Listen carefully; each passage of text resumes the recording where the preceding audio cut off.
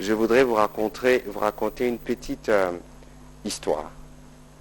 Elle est toute simple. Tous ceux qui sont en face de vous, avant d'être dans cette salle, ont fait les tests PCR. C'était l'une des conditions parce que nous devons veiller à la sécurité. Le monde a tellement changé avec cette pandémie que nous, professionnels de médias, en tout cas, nous voulons être exemplaires de ces points de vue. Bon, j'espérais que vous applaudirez pour ceux qui ont accepté. Pour ceux qui ont accepté, parce qu'il y a d'autres qui ont refusé. Bon, on comprend, c'est la démocratie. Excellence, Monsieur le Président de la République, je voudrais aussi vous dire que c'était très laborieux d'arriver à l'organisation de ces états parce que tout le monde voulait être là.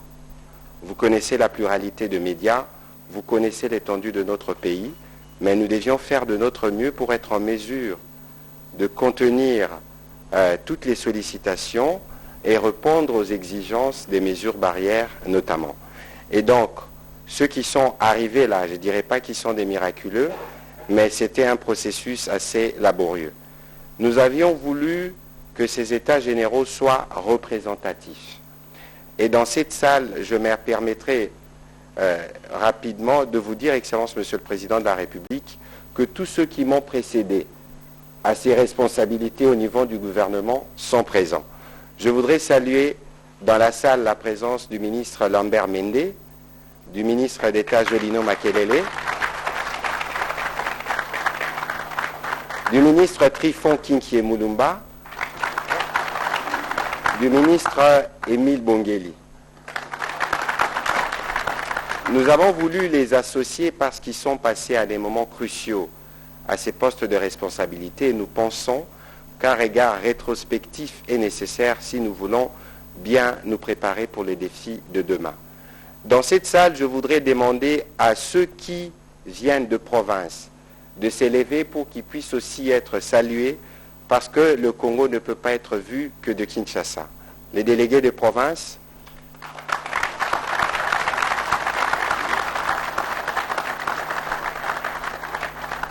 Merci. Il y a d'autres qui sont en train d'arriver encore. Excellence, Monsieur le Président de la République, vous savez que les médias en République démocratique du Congo ont des antennes, y compris à l'extérieur du pays. Nous avons voulu donner de la voix à ceux d'entre nous qui ont choisi d'évoluer dans les pays étrangers, mais qui sont restés très liés au pays. Leurs médias parlent essentiellement de la République démocratique du Congo. Je voudrais inviter nos amis qui sont venus de la diaspora, de Paris et de Bruxelles, de s'élever pour être salués aussi.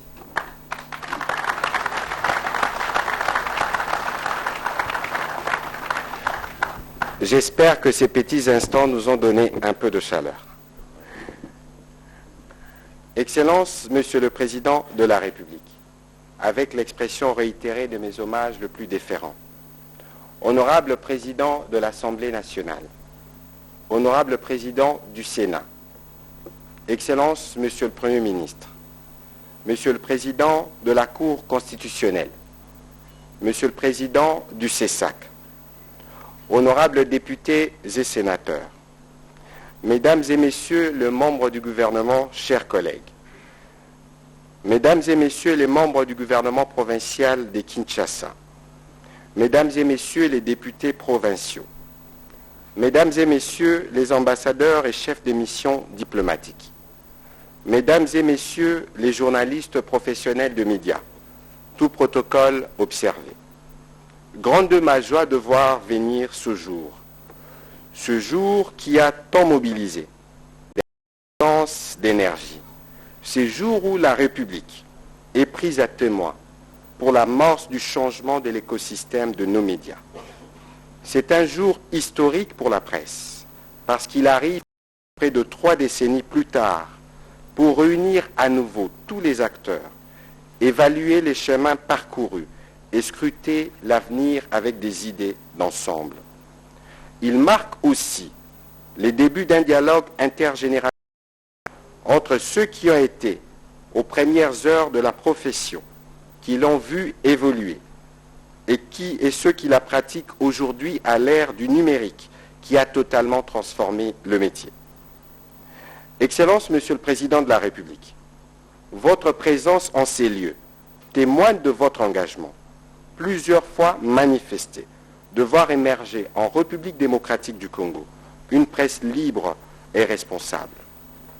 Il y a 3 ans, jour pour jour, au moment de votre prise de fonction, vous étiez engagé à faire la promotion de la presse et des médias en vue d'en faire un véritable 4e pouvoir. Nous pensons que la tenue de ces assises vous offrira la voie indiquée pour atteindre cet objectif vital pour notre démocratie. Entre les pionniers et les pratiquants d'aujourd'hui, il y a eu beaucoup d'évolutions. Au plan politique, d'un pouvoir monolithique et autocentré, on est passé à un pouvoir démocratique et pluriel. Mais entre-temps, le cadre légal qui nous régit date de 1996, lui-même résultat des États généraux de l'époque. Il est donc largement dépassé.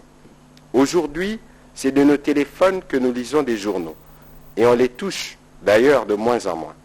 Ces 2 exemples illustrent l'impérieuse nécessité de refonder rapidement l'écosystème médiatique à travers notamment une adaptation profonde non seulement des textes qui les régissent, mais aussi de pratiques. Excellence, Monsieur le Président de la République, distingués invités, durant les préparatifs de ces assises, j'ai eu des discussions avec tous ceux qui, à un moment, ont incarné la profession par le passé et ceux qui l'incarnent aujourd'hui. J'ai souvent eu l'impression que nous ne parlions pas d'une même profession. J'ai noté les différences qui sont plutôt liées à la politique, économique et technologique. Ils ont influencé sensiblement l'exercice du métier. Le journalisme ne peut plus être le même dans un contexte d'une seule station de radio et des chaînes de journaux que dans un cadre que vous avez. Des centaines de journaux et magazines, des médias en ligne avec les réseaux sociaux. C'est vrai qu'avec son smartphone, n'importe qui est en mesure de filmer un événement, d'en rendre compte, c'est-à-dire de le partager via les différents réseaux sociaux.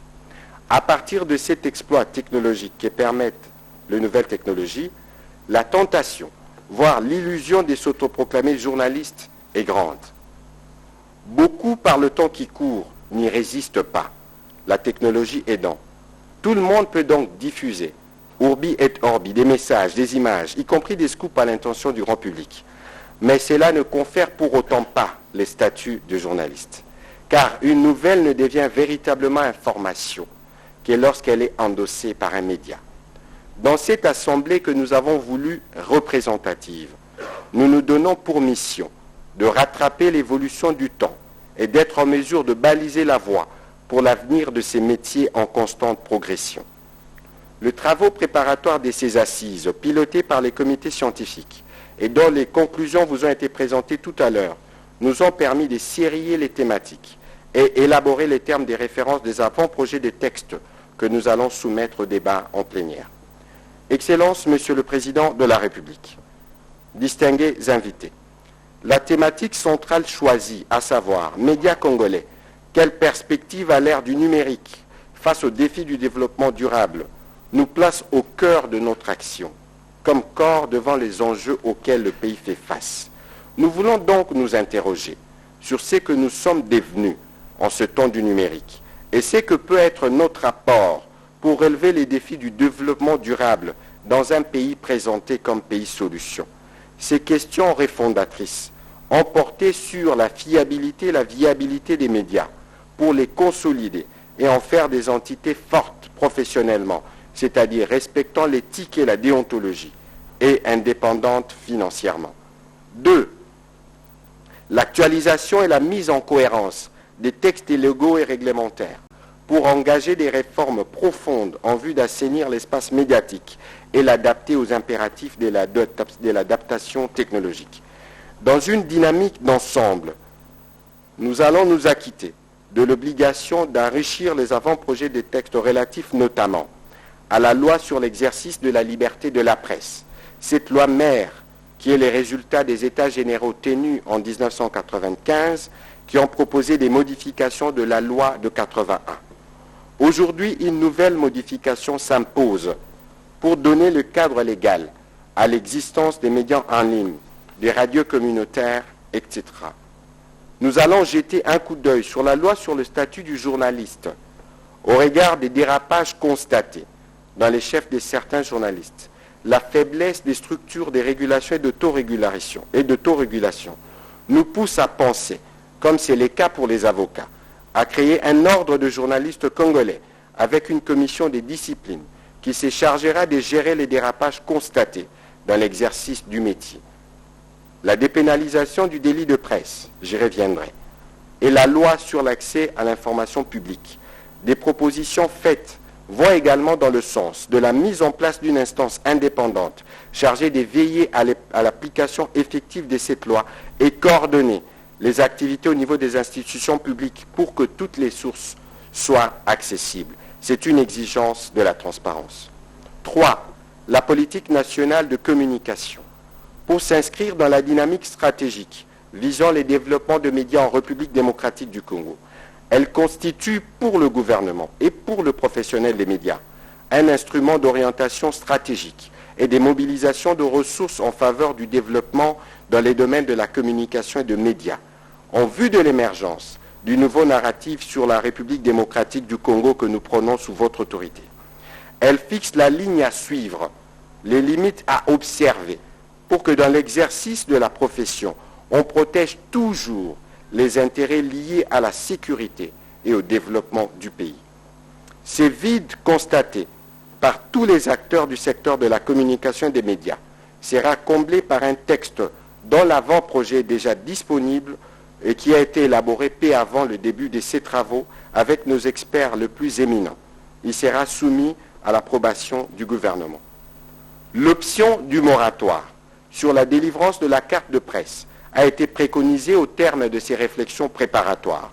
Et l'Union nationale de la presse du Congo, inspirée par cette recommandation, a anticipé la mise en œuvre en prenant des mesures conservatoires pour renforcer les conditions d'octroi de la carte, l'application des sanctions pour plus de discipline et l'autorégulation.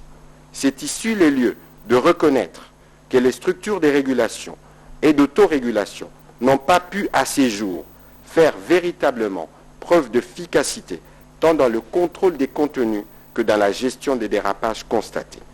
L'une des questions cruciales de notre temps, c'est aussi la lutte contre les fake news, la sécurité des journalistes et l'avenir de médias publics, qui font également partie des thématiques qui seront abordées avec des praticiens tout à l'heure au cours de notre séminaire inaugural.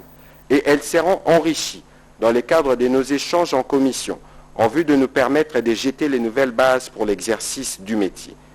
Excellence, Monsieur le Président de la République, distingués invités, il existe un débat au sein de la profession depuis plusieurs années. Il porte sur la dépénalisation de délits de presse. Faut-il poursuivre ou arrêter un journaliste pour des propos tenus dans l'exercice de son métier et qui affectent la réputation d'une personne morale ou physique? Sans entrer dans un débat de droit, je note l'idée qui a émergé au sein de la corporation que la dépénalisation devrait concerner la réduction du taux de peine. Cela impliquerait l'instauration des peines d'amende en lieu et place des peines d'emprisonnement pour des infractions telles que la diffamation et l'outrage envers les autorités publiques. Les incitations à la haine tribale et à la haine ethnique, l'apologie de certaines valeurs négatives ne devraient pas être concernées par cette dépénalisation, car il est hors des questions de promouvoir ces mauvaises pratiques qui constituent une entorse à l'exercice de la liberté de la presse. En attendant la suite à donner à cette idée de réforme, il est possible d'envisager un moratoire sur les faits infractionnels commis par le journaliste dans la perspective de cette dépénalisation. À ces travaux, nous devons honnêtement nous regarder dans les yeux et nous interroger sur notre sens de responsabilité et notre professionnalisme préalable à toute dépénalisation, parce qu'il est ici question de protéger la vie privée et la liberté des autres.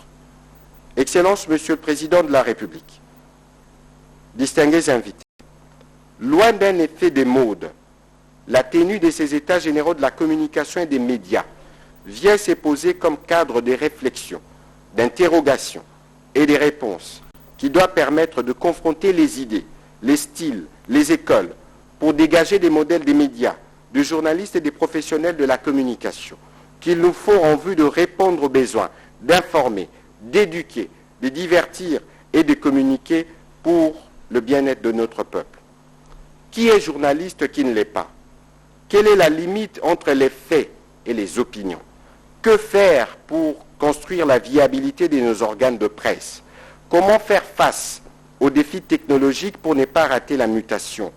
Que faire pour que le journaliste d'hier et ceux d'aujourd'hui parlent le même langage dans un environnement où les outils de travail ont radicalement changé, alors que l'intérêt d'informer est resté le même? Comment la société apprécie-t-elle la production des professionnels des médias pour son évolution? L'État congolais, que peut-il faire dans ces processus? Comment pourrait-il bénéficier de l'accompagnement des médias dans la marche vers le développement de notre pays? Ces états généraux de la communication et des médias se justifient donc amplement par l'urgence existentielle d'arrimer notre paysage médiatique aux enjeux actuels. Il rappelle au journaliste lui-même la nécessité de se remettre en question et de sécuriser le journalisme, sa profession. Car face au flot des nouvelles et l'apparition des acteurs donneurs de nouvelles, il se crée parfois la confusion entre le professionnel et ceux qui s'apparentent aux journalistes. Oui, nous en parlons et déplorons depuis des décennies, mais si nous continuons à être complaisants dans l'octroi de la carte professionnelle, dans la régulation et l'autorégulation, les phénomènes dits moutons noirs auront encore une longue vie devant lui. Il est donc temps de stopper ces festivals d'autoproclamation de journalistes et de repenser nos méthodes. Permettez-moi de saisir cet instant de remise en question pour rappeler à toute la corporation ici valablement représentée que notre dénominateur commun, c'est la République démocratique du Congo. C'est aussi son défi de lutter contre la pauvreté. Il ne peut y avoir une presse économiquement prospère, tel un îlot dans un océan des misères. Cette situation nous oblige de contribuer, chacun à son niveau, à la lutte sans relâche, ni complaisance, contre la pauvreté qui nous ronge et que mène le président de la République. Dans ces contextes, et conformément à la vision du président de la République, et suivant les orientations du Premier ministre chef du gouvernement, l'action de mon ministère vise également à construire des ponts entre la presse et l'État pour ensemble relever ces défis. Oui, ensemble nous avons ouvert ces chantiers aux travaux préparatoires de ces assises. Nous allons ériger la fondation au terme de ces travaux et faire évoluer les murs jusqu'à l'achèvement de la construction avec les tests légaux et les réglementaires mis en application. Je suis certain qu'avec la volonté manifeste de son Excellence Monsieur le Président de la République, traduite par sa présence aujourd'hui, et l'implication de tous dans ces processus déterminants, nous y arriverons avec succès. Excellence Monsieur le Président de la République, distingués invités, nous sommes appelés à faire émerger le nouveau narratif sur la République démocratique du Congo et à nous réapproprier l'initiative de la communication sur notre pays. Les nouvelles du Congo doivent d'abord être annoncées par des médias congolais. Le nouveau narratif et ses défis nationaux. Le nouveau narratif et ses défis nationaux qui devraient nous réunir tous, au-delà de nos sensibilités politiques, pour nous assurer qu'au-delà de nos combats contre l'insécurité, la pauvreté, l'injustice, qu'on donne de plus en plus de place pour la résilience dont nous faisons montre, et ce, dans tous les domaines. Je suis convaincu que le Congo serait vu différemment si les médias focalisaient plus d'attention sur les initiatives de nos jeunes, tant au plan scientifique, culturel que sportif. Moteur du redressement national et antidote au Congo bashing, le nouveau narratif doit être compris et porté par tous sans tendance, car il s'agit d'abord de faire gagner le Congo et non pas un camp politique. Excellence, Monsieur le Président de la République, distingués invités, nous n'avons pas la prétention d'avoir la réponse à toutes les questions indiquées si haut comme par coup de baguette magique. C'est pour cela que nous avons voulu nous remettre à cet échantillon représentatif de professionnels des médias pour esquisser ensemble des solutions qui nous permettront de redorer notre profession. De toute l'histoire, partant des assises de 1970, qui ont jeté les ferments de la loi de 81, en passant par les États généraux de la presse tenus en 95 et au Congrès de l'Union nationale de la presse tenu en 2004, nous retenons qu'il y a eu des bonnes résolutions, mais leur mise en œuvre a été faible ou presque inexistante. Cela devrait nous servir de leçon pour que nous agissions de manière à sortir de ces cercles vicieux. Sous votre impulsion, Excellence Monsieur le Président de la République, en tant que garant du bon fonctionnement des institutions, nous sommes convaincus que la ligne que vous tracez, c'est 25 janvier 2022, marquera la rupture d'avec les faiblesses du passé et nous obligera à œuvrer en faveur d'une meilleure exécution des recommandations qui découleront de ces États généraux de la communication et des médias. Nous soumettrons à son Excellence, Monsieur le Premier ministre et chef du gouvernement, l'idée de la création d'une commission multipartite qui sera chargée du suivi et de l'évaluation de l'implémentation des résolutions des États généraux de la refondation du secteur de la communication et des médias. Excellence, Monsieur le Président de la République, distingués invités, on ne peut parler actuellement des médias et communications à l'ère du numérique sans parler des fake news. En effet, l'avènement des réseaux sociaux, la vitesse de la circulation des informations, avec notamment les fake news, prennent de court tous les gouvernements du monde. La seule parade face à cela, c'est l'obligation de la transparence. A l'inverse, la diffusion des informations non vérifiables, peu fiables, peut engendrer davantage des drames dans un monde en quête de résilience. Face aux menaces qui peuvent planer sur la liberté des journalistes et des médias, seul le professionnalisme restera leur bouclier. Et pour mieux contrer les dangers des fake news, le gouvernement de la République, sous la direction de son Excellence le Premier ministre Jean-Michel Sama Lukonde Kyenge, a pris la résolution de se mettre au diapason. En date du 24 décembre 2021, dans un conseil de ministres présidé par le président de la République, le gouvernement de la République a adopté la nouvelle charte graphique, d'une part, projet que nous avons conjointement piloté avec mon collègue du numérique et les portails du gouvernement d'autre part, qui constituera désormais la principale source d'information sur les activités du pays. Actuellement, nous nous occupons de son implémentation, qui passe par l'uniformisation de tous nos documents, à la certification de nos comptes sur les réseaux sociaux, car l'accès à des sources authentifiées est un des éléments clés dans la lutte contre les fake news. Autant notre gouvernement entend entrer de plein pied dans cette révolution digitale, autant elle entend aussi réformer les entreprises de médias sous ma tutelle, en l'occurrence la radio-télévision nationale congolaise, jadis considérée comme le tam-tam d'Afrique, l'agence congolaise de presse, comme premier fournisseur d'informations dans notre pays, et les réseaux nationaux de télécommunications par satellite qui connectent cet immense pays. C'est ainsi que nous avons choisi de soumettre la question de l'avenir des médias publics dans nos discussions pour que les avis de professionnels et experts enrichissent les propositions de tout ce qu'il faut pour que ces médias publics améliorent qualitativement leur rendement. Excellence, Monsieur le Président de la République, distingués invités, l'un des défis auxquels fait face mon ministère, c'est l'identification et le dénombrement des médias. C'est un défi auquel ont fait face tous mes prédécesseurs. Aujourd'hui, je dois reconnaître une faiblesse, celle de l'inexistence d'un répertoire actualisé de tous les médias opérant en République démocratique du Congo.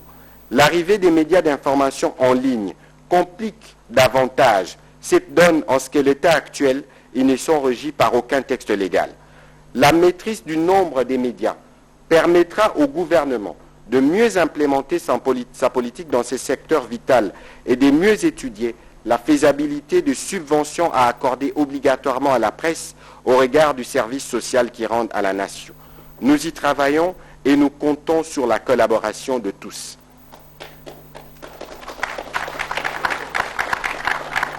Chers professionnels de médias, avant de clore mon propos de ce jour, je voudrais saluer la résilience dont vous faites montre et votre engagement à continuer d'informer notre peuple. J'ai l'avantage d'être un des vôtres. J'espère que nous saisirons tous cette opportunité que nous offre le président de la République pour qu'ensemble, nous puissions définir les lignes qui vont révolutionner notre secteur. Je voudrais aussi rappeler à votre attention l'interpellation du président de la République, faite dans son message du 3 mai 2019, juste quelques mois après sa prise de fonction à l'occasion de la Journée internationale de la presse. Autant vous avez, en tant que quatrième pouvoir, des droits qui méritent d'être protégés, autant vous avez des devoirs éthiques et déontologiques à respecter dans l'exercice de nobles métiers, disait le président de la République ces jours-là. Dans cet environnement médiatique à assainir, il vous revient donc de vous distinguer professionnellement, accompagner utilement la mise en œuvre des réformes que nous aurons bientôt fini de préparer. Excellence, Monsieur le Président de la République, distingués invités, une chose est d'organiser ces assises et d'en dégager des recommandations, mais une autre plus importante est celle de travailler à sa mise en œuvre. Je voudrais ici compter sur la contribution de notre Parlement, ici bien représenté à la fois par le président du Sénat et le président de l'Assemblée nationale, pour la programmation et l'examen, au cours de la prochaine session ordinaire, des textes législatifs qui sortiront de ces assises pour nous permettre de rattraper les temps et engager les réformes qu'il faut. Je voudrais donc à nouveau remercier tous ceux qui prennent part à ces travaux et qui, avec vous, Excellence, Monsieur le Président de la République, écriront en lettres d'or une nouvelle page d'histoire des médias congolais. Je vous remercie.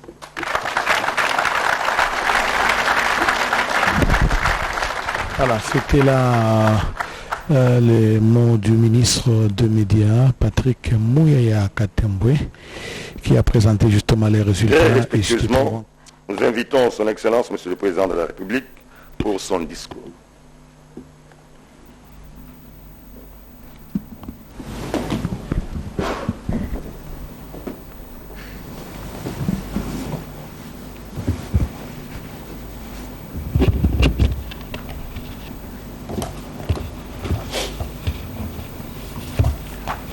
Honorable Président de l'Assemblée nationale, honorable Président du Sénat, honorables députés nationaux et sénateurs, Mesdames et Messieurs des corps constitués, Monsieur le Premier ministre, Mesdames et Messieurs les membres du gouvernement, Messieurs les présidents des assemblées provinciales, Messieurs les gouverneurs de province, Mesdames et Messieurs les ambassadeurs, chefs de mission diplomatique et représentants des organismes internationaux, Mesdames et Messieurs les journalistes et professionnels des médias, distingués invités en vos titres et qualités, Mesdames et Messieurs. Permettez-moi, à quelques jours de la fin du mois de janvier, consacré traditionnellement au partage des vœux pour la nouvelle année, je voudrais vous présenter à vous et à vos familles respectives tous mes vœux de bonheur, de paix et de réussite.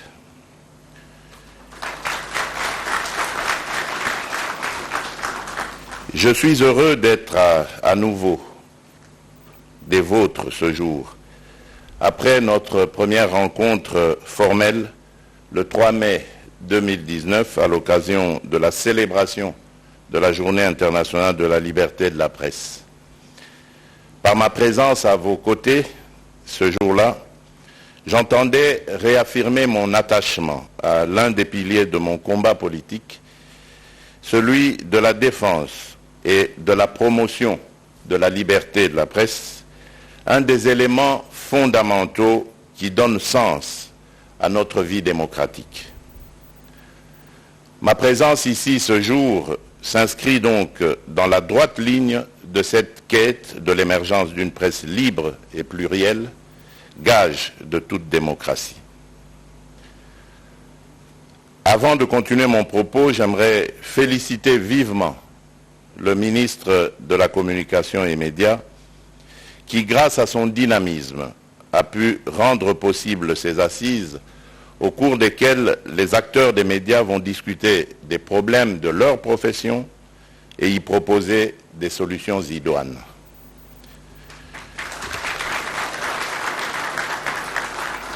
Je voudrais aussi saluer la présence de chacun d'entre vous en ce lieu.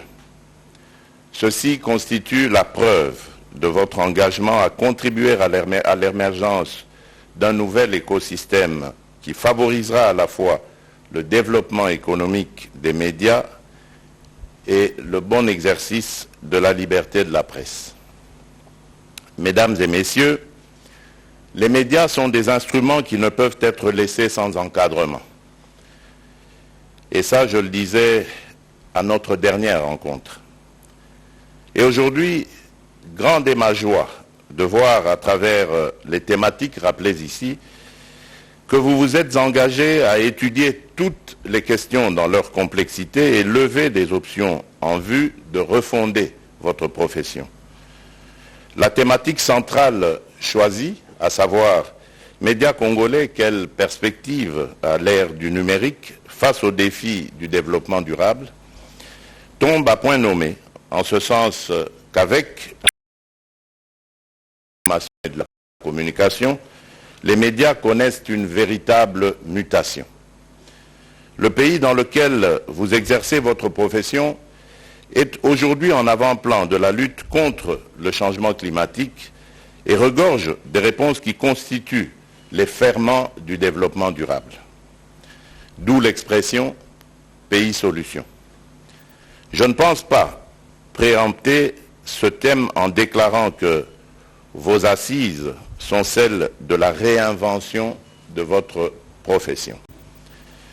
En effet, avec la numérisation continue de l'outil d'information et de communication, les médias classiques, radio, télévision, presse écrite, se trouvent devant un choix crucial, pour tout dire existentiel, à savoir disparaître ou s'adapter.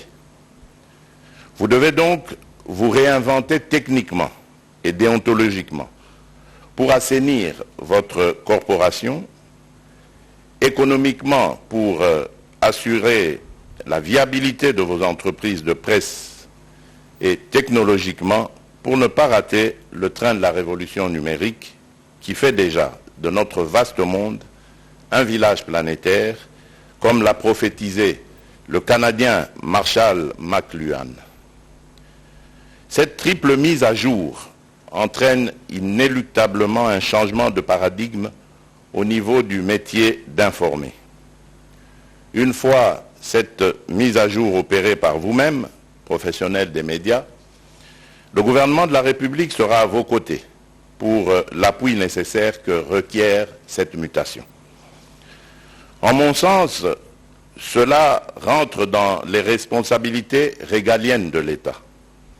Car sans une presse libre, plurielle et viable, la démocratie et son corollaire État de droit ne sont qu'un leurre. Notre pays se trouve à un tournant sur tous les plans. 61 ans après notre indépendance, nous n'avons pas pu collectivement construire un pays qui répond aux besoins de sa population. Depuis mon accession à la magistrature suprême, voici 3 ans, je m'attelle au quotidien à recréer les fondamentaux qui peuvent nous permettre de prendre le plus bel élan chanté dans notre hymne national. Dans cette ambition, les médias ont un rôle indispensable à jouer, car c'est le développement du pays qui engendrera des médias puissants. Interrogez-vous donc aussi sur le rôle citoyen que vous devez jouer dans l'atteinte de nos objectifs de paix, de sécurité et de développement comme pays. Mesdames et messieurs, je ne vous apprendrai rien non plus en ajoutant que même le nouveau narratif que nous mettons en place ne vaudrait pas un franc sans une presse responsable. Je n'ignore pas qu'avant ces États généraux, D'autres assises ont produit des textes de bonne et haute facture en vue de refonder votre profession. Mais une des maladies dont nous devons tous guérir est précisément l'inadéquation entre le dire et le faire.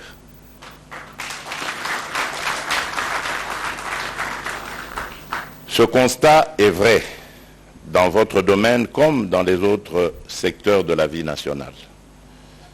Par vos critiques constructives inhérentes à l'ADN de votre profession, vous nous aideriez à acquérir collectivement la culture de la mise en œuvre de quantité de résolutions que nous prenons pour l'intérêt général. La presse ayant pour fonction essentielle de contribuer à la régulation sociale. En même temps qu'on assiste à la digitalisation tous azimuts de l'espace médiatique, l'on assiste aussi, et fort malheureusement, à l'émergence des fake news qui constituent aujourd'hui une véritable menace pour nos sociétés. En cette période où le monde lutte contre la pandémie, nous ne pouvons pas imaginer les dégâts que cause l'infodémie de par sa nocivité. Les fake news impactent négativement notre société. Et nous ne pouvons pas gagner ce combat aujourd'hui sans travailler en étroite collaboration avec vous, professionnels des médias et de la communication, parce que vous constituez l'antidote à la prolifération de ce que vous appelez dans votre jargon l'infox. Je ne doute pas un seul instant que vous avez pleinement conscience du danger que représentent les fake news. Car même si les réseaux sociaux nous abreuvent de nouvelles, nous attendons les confirmations de sources authentifiées que vous êtes.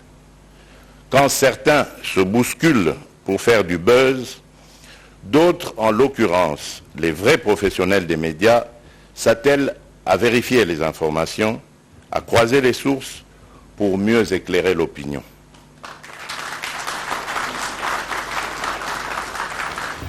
Pour ma part, en ma qualité de garant du fonctionnement régulier des institutions, je m'impliquerai pour que l'accès aux sources d'information soit effectivement l'un des points cardinaux de l'exercice de la liberté de la presse. Dans la même veine, la dépénalisation du délit de presse constitue un pan important dans la requalification du métier d'informer. Cependant, cette démarche implique nécessairement un travail de salubrité médiatique mené en amont.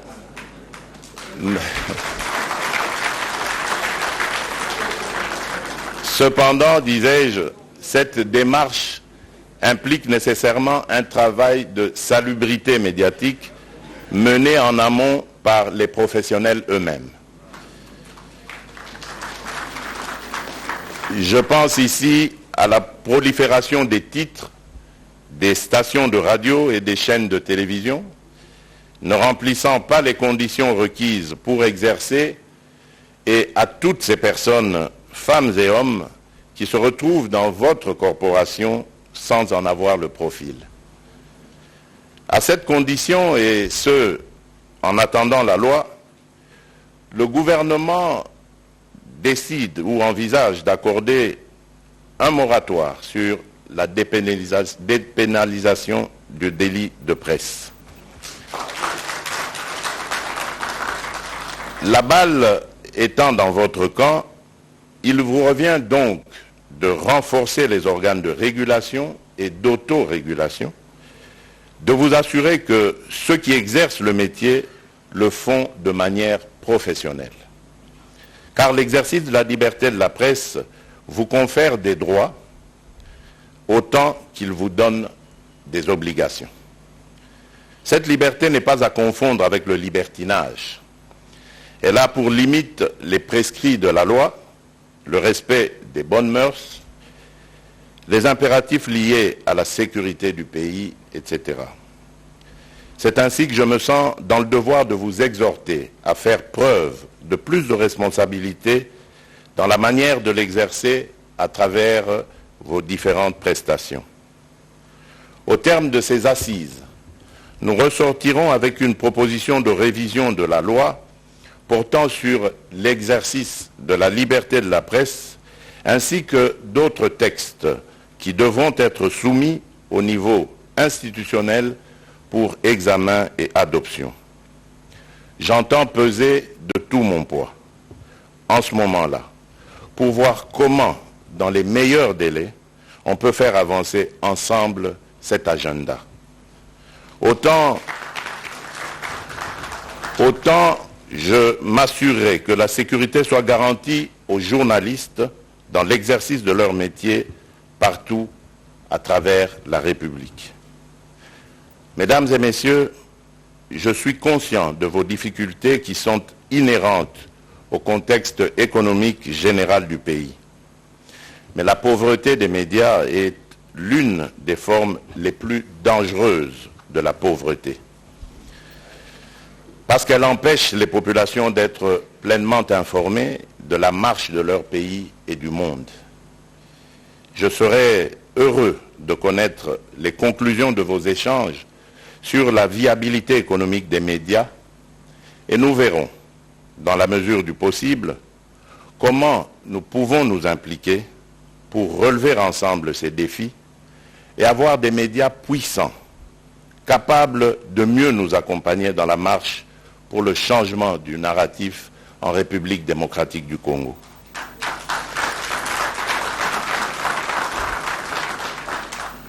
Mesdames et messieurs les journalistes et professionnels des médias, distingués invités en vos titres et qualités, mesdames et messieurs, je ne terminerai pas mon adresse sans vous exhorter à nous accompagner avec la distance critique qui est la vôtre dans nos efforts pour le redressement de notre cher et beau pays. Devenez nos alliés dans la lutte contre les antivaleurs, notamment dans la dénonciation du tribalisme, du nespotisme, du trafic d'influence, de la corruption. Le développement de la République démocratique du Congo, notre maison commune, est en effet l'affaire de nous tous. Il ne saurait y avoir des acteurs d'un côté et des spectateurs de l'autre. Par ces mots, je déclare ouverts les travaux des États généraux de la communication et des médias. Que vive la liberté d'expression, que vive la presse congolaise, que Dieu bénisse la République démocratique du Congo. Je vous remercie. Voilà, c'était là le discours inaugural du président de la République, chef de l'État, Félix Antoine Tshisekedi Tshilombo. Dès l'entame de son speech de circonstance, le chef de l'État. Ainsi prend fin la cérémonie de ce jour. Nous prions l'assistance de se lever pour saluer la sortie de son Excellence, Monsieur le Président de la République. Le président de la République a également salué le dynamisme du ministre des Médias, Patrick Muyaya. Pour lui, les médias sont des instruments qui ne doivent pas évoluer sans encadrement. Le président de la République a également souligné qu'avec la numérisation continue, les médias classiques se trouvent dans un choix crucial qu'ils doivent opérer, soit disparaître ou s'adapter. Le chef de l'État a également dit que sans une presse libre, la démocratie ou l'état de droit n'est qu'un leurre. Donc il souscrit à la promotion de la presse, tout ça. La maladie à guérir, a souligné le chef de l'État, c'est les dire et les faire. Il faudrait que les conclusions qui seront issues de ces états généraux de la communication et des médias puissent être mises en pratique jusqu'à Kusema. Autant qu'ils ont toujours été critiques envers le chef de l'État, lui aussi s'est adressé à la presse directement.